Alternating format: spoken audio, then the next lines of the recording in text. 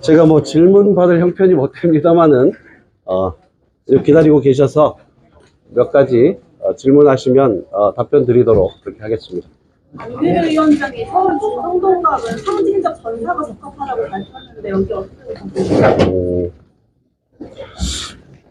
저는 이 총선을 시작할 때 처음부터 다시 국회의원이 되고자 하는 것이 목적은 아니었습니다. 민생 파탄과 경제 실정 모든 분야에서 대한민국이 후퇴하고 있는 현실을 보면서 윤석열 정부의 폭정을 여기서 멈춰 세워야 한다는 일념으로 시작했습니다. 그리고 저는 이번 선거를 중구 성동구 갑에서 시작하면서 다시는 성동구 당원들의 손을 놓지 않겠다고 약속을 드리면서 시작했습니다. 중구 성동구 갑은 지금은 민주당의 대표적인 약세 지역 중에 하나입니다. 이미 당 전략기획위원회가 그런 내용을 잘 알고 있습니다. 지난 대통령 선거에서 이재명 후보가 8.31%를 패배했고 지난 서울시장 선거에서는 무려 21.9%를 패배했던 강남 3구 외에는 대표적인 약세 지역입니다. 유권자 지형은 지난 10여 년 동안 무섭게 변한 것입니다. 저는 우선 총선 예비 후보로서 중구 성동구 갑에서 확실하게 승리하기 위해 이 총선에 나선 것이고 나아가서 감동이 있는 통합을 통해서 반드시 이번 총선을 승리로 이끌고자 하는 것입니다. 그것으로 답변을 대신 드리겠습니다. 오늘 최고위에서 이제 중성동갑의 박영선 위원장 전략 후보자로 임명하면서는 다음 당무에 부의하겠다 이렇게 임명했는데 최고위 절차가 그렇죠. 최고위 의결 내용이 실무적으로는 당무위원회에 부의하는 의결일 텐데 그래서 저는 오늘 중구 성동구 갑에 대한 의결 사항을 제고해 달라고 말씀드리는 것입니다. 어쩌면 우리가 통합을 이룰 수 있는 마지막 기회일지도 모른다 하는 절박함이 제 가슴 안에 있습니다. 예전에 김대중 대통령께서 정치는 생물이라고 말씀하셨습니다. 지금 민주당의 가장 중요한 것은 이번 총선에서 승리해서 윤석열 정권의 실정을 막아달라는 민심에 부응하는 것입니다. 그것이 가장 중요한 목표라면 최고위원회가 밤샘 토론이라도 해달라는 것입니다.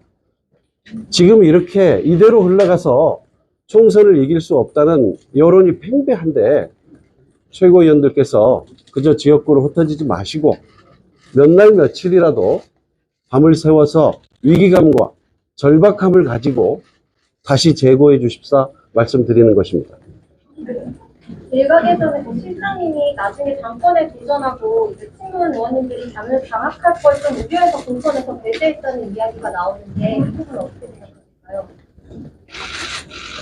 총선이 잘못되면 어찌 보면 모든 것이 끝나는데 과연 이 총선을 패배하고도 더불어민주당이 간판을 유지할 수 있을지조차 알 수 없는데 그게 무슨 지금 의미 있는 이야기겠습니까? 어제 전략통론이 발표했는데 오늘 입장 발표하시기까지 혹시 문재인 대통령과 관련해서 얘기를 나누는 것 있습니까? 그건 뭐 그냥 답변 드리지 않겠습니다. 다음에 답변 드릴 기회가 있지 않을까 생각합니다. 전략선거구에 공천 신청하시고 다른 후보들과 달리 당 결정을 기다리지 않는다는 점에서 죄송합니다. 다시 한 번만. 그 전략선거구에 일단 시장님께서 공천을 신청하시고 그리고 다른 후보들과 달리 당의 결정에 따르지 않는다 이런 지도부 의견도 있는데 네. 그래서 협력성에 어긋난다는 가정 저는 중구 성동구 갑이 전략 선거구로 공식 지정되기 전에 예비후보 등록을 했고요. 그 전에 지난해에 당의 많은 분들의 의견을 들었습니다. 제가 접촉할 수 있는 당 지도부 분들 포함해서 정말 많은 의원들과 당 주변의 이야기를 듣고서 중구 성동구 갑에 예비후보 등록을 하게 된 것이고요. 또 한 가지는 예비후보 등록 절차 일정이 있습니다. 지난달 8일이 마감 일정이었는데 3차 당에 여러 번 문의를 했어요. 3차까지 후보 등록을 하지 않으면 아예 검토 대상이 되지 않는다는 답변을 들었고, 저는 꼭 예비후보 적격 심사를 출마 선거구를 지정해서 신청을 해야 하느냐고까지 제가 꼼꼼히 물어서 제가 할 수 있는 최선의 노력을 다했다 말씀드리고, 지금 다시 말씀드리지만 지금 중요한 것은 총선 승리일 것입니다.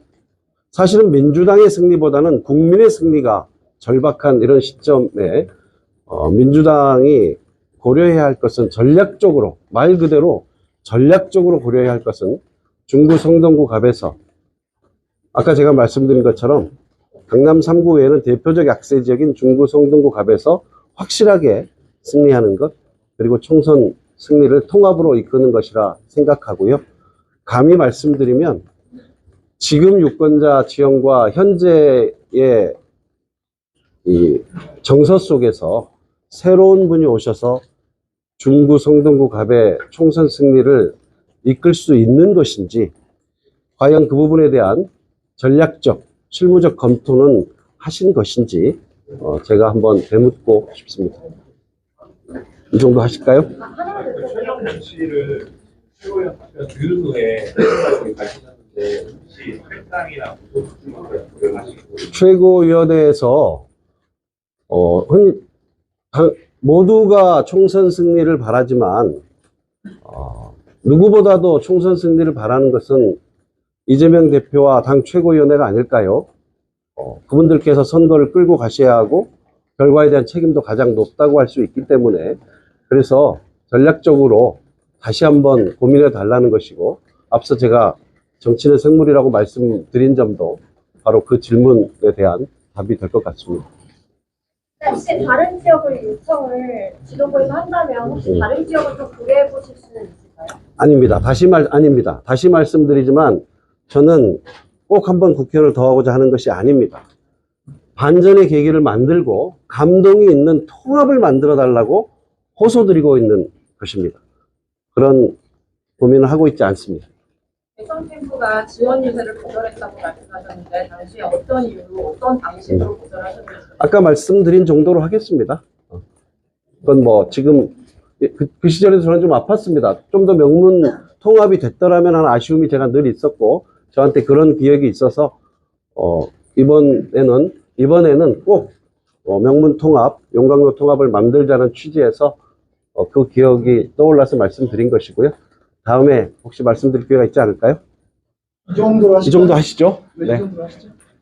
고맙습니다. 다음에 또 말씀드릴 기회가 있으리라 생각합니다. 감사합니다.